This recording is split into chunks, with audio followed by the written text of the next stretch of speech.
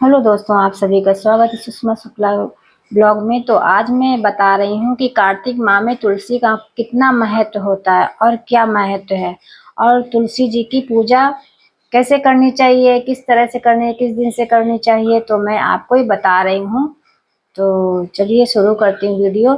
जय तुलसी माता। ये तो मेरी तुलसी माँ है, और आप बन सके तो कृष्ण भगवान की एक तस्वीर भी माता के सामने रख से और दीपक जलाएं।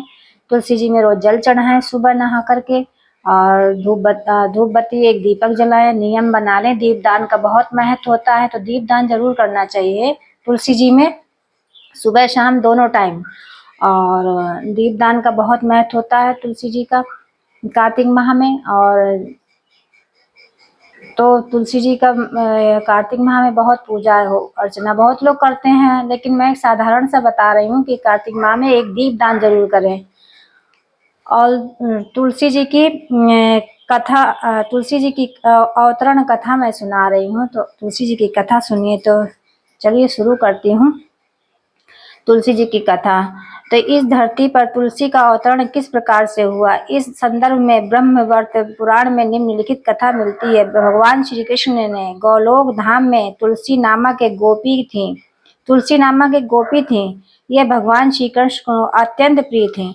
एक बार उन्हें मृत्यु लोक में जाने को पृथ्वी पर जन्म लेने का श्राप प्राप्त हुआ, जिसके कारण वह भारतवर्ष में राजा धर्मध्वज की पुत्री के रूप में उत्पन्न हुई। उनका नाम कार्तिक मास की पूर्णिमा तिथि पर शुक्रवार को हुआ था। यहाँ भी उनका नाम तुलसी ही रखा गया। उधर भगवान श्री कृष्ण का एक प्रमुख पार्षद श्रापग्रस्त होकर दंभ नामक दानव का पुत्र बनकर उत्पन्न हुआ। उसका नाम शंखचूर्ण रखा गया। वैसे होने पर तुलसी और शंखचूर्ण दोनों ही भगवान श्री कृष्ण के परम भक्त हुए।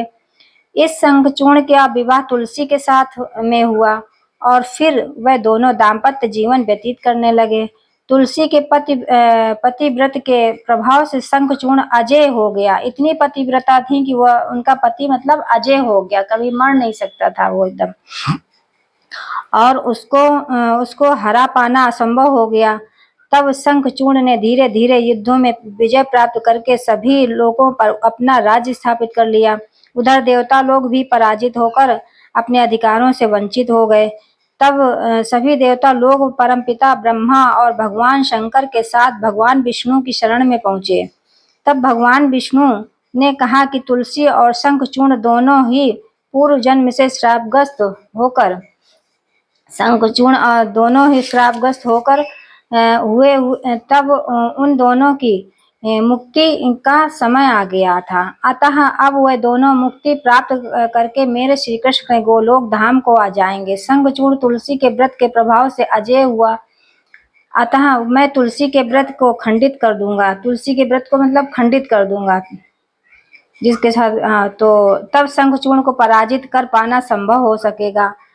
तब भगवान विष्णु ने भेष बदलकर तुलसी के व्रत को भंग कर दिया।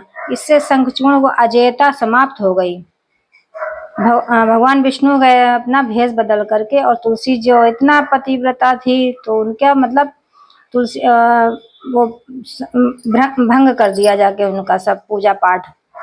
शंखचूर्ण की अजेयता समाप्त हो गई, और तब भगवान शंकर ने उसका वध कर दिया। जब तुलसी को इस तथ्य की जानकारी हुई तो उसने